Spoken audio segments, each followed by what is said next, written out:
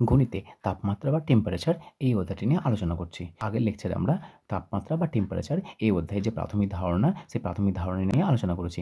আজকের লেকচারে আমরা তাপমাত্রা বা টেম্পারেচার এই অধ্যায়ের যে বিভিন্ন প্রকার স্কেল রয়েছে, সে বিভিন্ন প্রকার স্কেল দ্বারা কীভাবে সূচিত করা হয় কোনো একটা বস্তুর তাপমাত্রা, সেটা নিয়ে আলোচনা করব।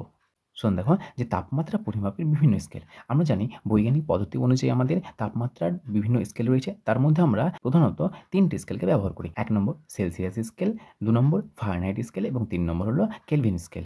সো সেলসিয়াস স্কেলকে আমরা সাধারণত সূচিত করি কীভাবে?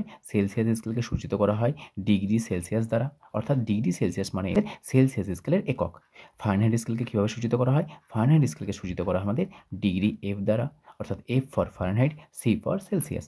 এবং কেলভিন স্কেলকে সূচিত করা হয় আমাদের শুধুমাত্র কে দ্বারা। এখানে কিন্তু কোনো ডিগ্রি দেওয়া থাকে না, শুধুমাত্র কে দ্বারা আমরা কেলভিন স্কেলকে প্রকাশ করি। তো উদাহরণ সাহায্যে দেখি কোনো একটা বস্তুর তাপমাত্রা সেলসিয়াস স্কেল, ফারেনহাইট স্কেল এবং কেলভিন স্কেলে কীভাবে প্রকাশ করা হয়।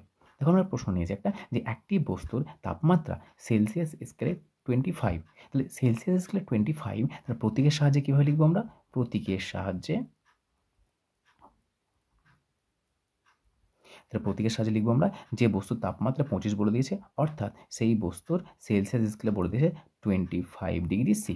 তাহলে কোনো একটা বস্তুর তাপমাত্রা যদি সেলসিয়াস স্কেলে 25 বলে দেওয়া থাকে, অর্থাৎ তাকে আমরা 25 ডিগ্রি সেলসিয়াস এইভাবে আমরা লিখি বা এইভাবে আমরা প্রকাশ করি।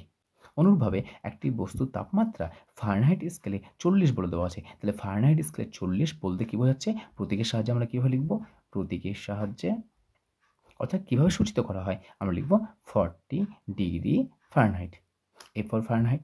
তাহলে কোনো একটা বস্তুর যদি ফারেনহাইট স্কেলে আমাদের তাপমাত্রা 40 বলে দেওয়া থাকে, তাহলে তাকে আমরা প্রতীকের সাহায্যে 40 ডিগ্রি ফারেনহাইট এইভাবে প্রকাশ করি। এবং সর্বশেষ আমরা কোনো একটি বস্তুর তাপমাত্রা কেলভিন স্কেলে 300 বলে দেওয়া আছে, অর্থাৎ কেলভিন স্কেলে 300 বলতে আমরা প্রতীকের সাহায্যে কীভাবে লিখব? প্রতীকের সাহায্যে লিখব আমরা 300 কে, অর্থাৎ কেলভিন স্কেলে সেই বস্তুর তাপমাত্রা কত আমাদের? 300। তাহলে আমাদের যে কোনো বস্তুর তাপমাত্রাকে পরিমাপ করার জন্য প্রতীকের সাহায্যে সেলসিয়াস স্কেলে যদি বলে দেওয়া থাকে বা ফারেনহাইট স্কেলে বলে দেওয়া থাকে বা কেলভিন স্কেলে বলে দেওয়া থাকে, তাহলে তাকে আমরা যথাক্রমে সেলসিয়াস স্কেলে 25 বলে দেওয়া থাকে, তাকে আমরা 25 ডিগ্রি সেলসিয়াস পড়ব।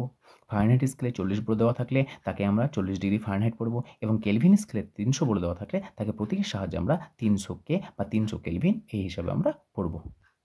তো আজকের লেকচারে আমরা তাপমাত্রার যে বিভিন্ন স্কেল রয়েছে, সেই বিভিন্ন স্কেলকে কীভাবে সূচিত করা হয়, কীভাবে রিড করা হয়, অর্থাৎ কীভাবে কোনো একটা বস্তুর তাপমাত্রাকে দেখানো হয়, সেটা নিয়ে আলোচনা করলাম। এর পরবর্তী লেকচারে আমরা যে বিভিন্ন স্কেল রয়েছে, সেই বিভিন্ন স্কেলের সাহায্যে একটা স্কেলের তাপমাত্রা প্রদত্ত দেওয়া থাকলে অপর একটা স্কেলে কীভাবে রূপান্তর করতে হয়, তা নিয়ে আলোচনা করব।